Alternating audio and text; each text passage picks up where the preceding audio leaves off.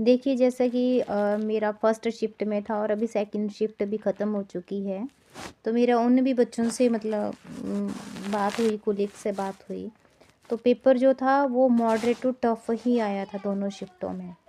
और जो वेटेज दी गई थी वो मोस्टली जो सब्जेक्टिव हमारा था उस पे वेटेज थी, लेकिन इकोनॉमिक्स और साइको बेस्ड जो था और सोशियोलॉजी के जो थे क्वेश्चन बहुत ज़्यादा जो थे पूछे गए थे। हिस्ट्री पे और पॉलिटिकल साइंस पे थोड़ा कम वेटेज दिखती। हिस्ट्री के तो 4 से 5 क्वेश्चन ही थे आए हुए।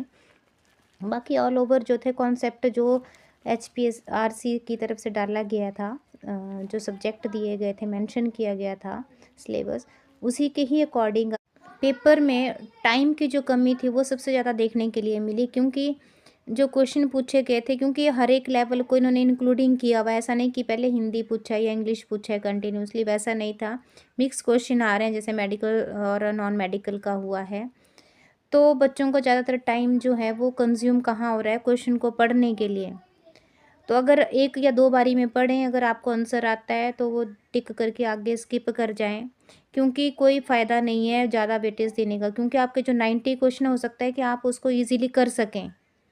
क्योंकि मोस्टली हुआ है कि आपके जो लास्ट वाले जो क्वेश्चन थे, जैसे एक पैराग्राफ दिया होता है, पैसेज दिया होता है, तो उसमें से इतना रहता है कि 4 क्वेश्चन बिल्कुल सही हो जाते हैं, 3 से 4।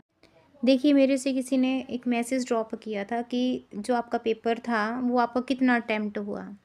तो देखिए मेरा पेपर पूरा अटेम्प्ट हो चुका है, 5 मिनट पहले ही अटेम्प्ट किया है मैंने। क्योंकि जब मेरे 30 मिनट रह गए थे और मेरे क्वेश्चन जो थे वो थोड़े ज़्यादा थे उस टाइम, तो मैंने थोड़ा ऐसे ईज़िली पढ़ा और उसको मतलब कोशिश की कि अटेम्प्ट पूरा करूँ, तो 5 मिनट पहले मेरा पेपर हो गया था।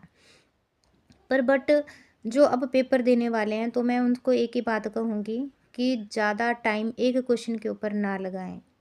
कोई ज़्यादा सॉल्व करने की भी कोशिश ना करें। अगर लगता है 1 आधी बार सॉल्व करके उसको निकाल दें।